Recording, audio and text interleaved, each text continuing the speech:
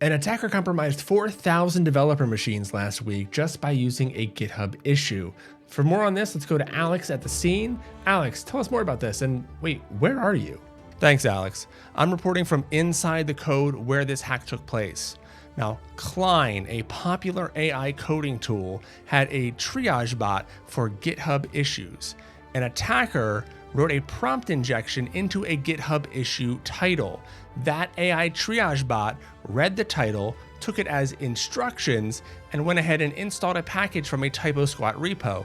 Not GitHub actions, but GitHub actions, one letter off.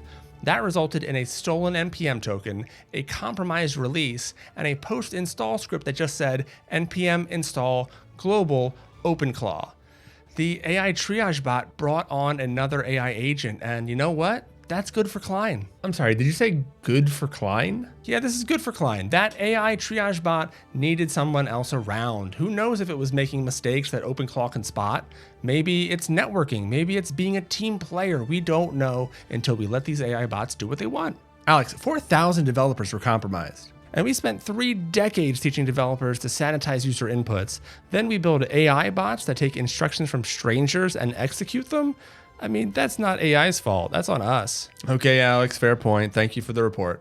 OpenAI released 2 models this week, and here is just what you need to know. GPT 5.3 Instant is an update to the model that most people actually use in ChatGPT. And the headline feature is that OpenAI admitted their AI was annoying. Hey, their words, not mine, but also mine.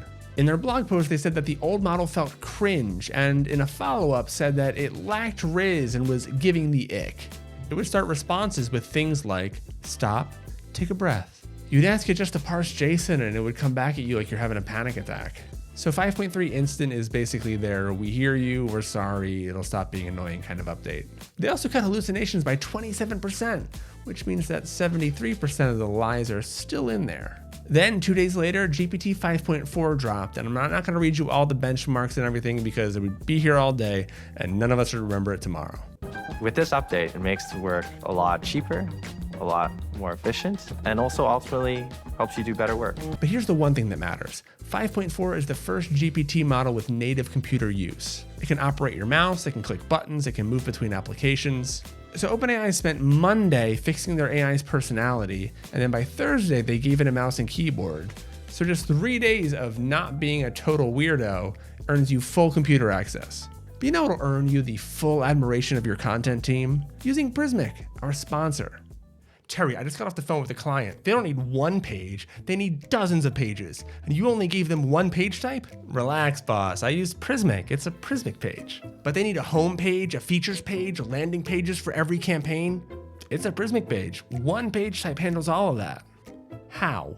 I built a set of page sections as slices. Hero sections, feature grids, testimonials, CTAs. The content team mixes and matches them to create whatever page they need. Okay, but these pages need to be on brand. We can't have marketing going rogue and putting things wherever they want. They can only use the slices I built. Everything stays on brand. That's the whole point. Well, what about case studies? They need case studies. Prismic page. What if they want to launch a micro page in 3 languages by next quarter? Prismic page. What if the client calls at 2 a.m. and wants to rearrange every section to the about page? They can do that themselves in the page builder. They won't need to call. What if the client gets hungry? That's not really a Prismic thing, boss. What if the client goes to the moon, Terry? I mean, as long as they have Wi-Fi.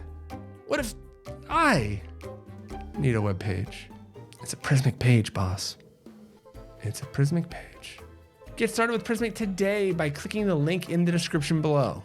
Astro 6.0 has dropped, and this release is excellent.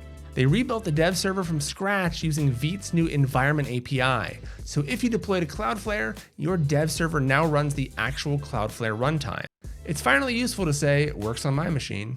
There's also a built-in fonts API, a content security policy API, and they bumped to Vite 7 and Node 22. But my favorite part, there's an experimental Rust compiler.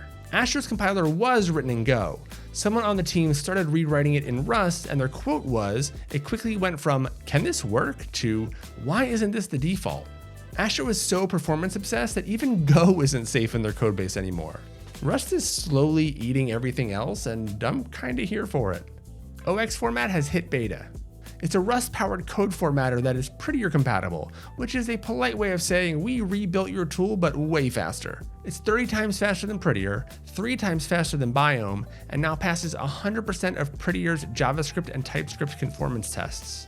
Prettier doesn't even get like a dramatic send-off. It just gets replaced and nothing changes. It all looks the same, and that's pretty cold. This is the second rewrite in Rust story just this episode. Astro replaced Go, OX format replaced Prettier.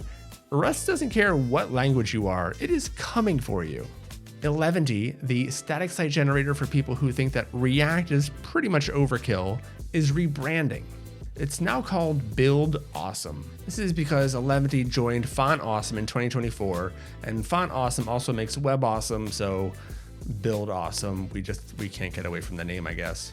Zach Leatherman is still leading the project, the open source core stays free, and there's a Kickstarter for a pro tier on top.